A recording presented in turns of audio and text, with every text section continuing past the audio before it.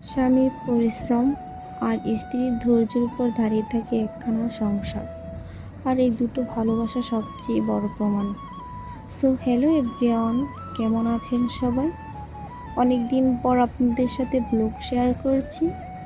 আশা করছি আল্লাহর অশেষ রহমতে আপনারা ভালো আছেন। আলহামদুলিল্লাহ, আপনাদের দোয়ায় ও ভালোবাসায় আমরাও ভালো আছি।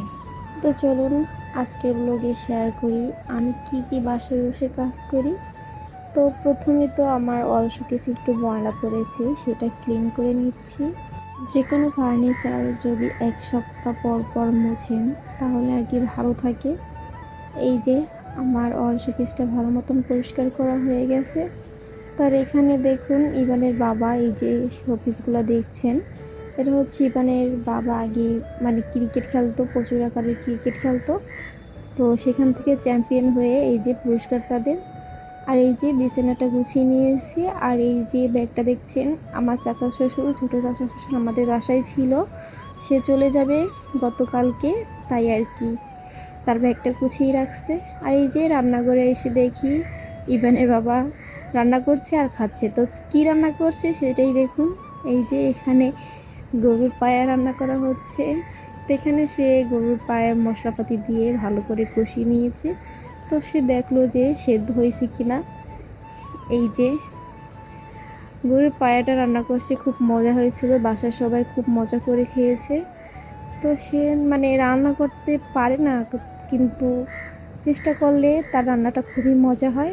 এই যে আমার কুটু পাখি, তার বাবা তার জন্য ছাতা কিনে আনছে। তো সেটা পেয়ে সে খুবই আনন্দে আছে। সবাই আমার কুটু পাখিকে মাশাআল্লাহ বলে যাবা। আর যারা যারা আমার ভিডিওটি এত দূর পর্যন্ত দেখেছেন, প্লিজ একটি লাইক করে দিবেন। আপনাদের একটি লাইক আমাকে আরেকটি ভিডিও করার সুবাড়ি দেয়। আর যদি বেশি ভালো লেগে থাকে তাহলে আমার চ্যানেলটি সাবস্ক্রাইব করে আমার পাশে থাকবেন। তো আর জানাবেন আজকের ব্লগটি আপনাদের কাছে কেমন লাগছে। আর যদি আমার ভিডিওটি কোনো দিক দিয়ে যদি ভুল ত্রুটি হয়ে থাকে তাহলে ক্ষমার দৃষ্টিতে দেখবেন।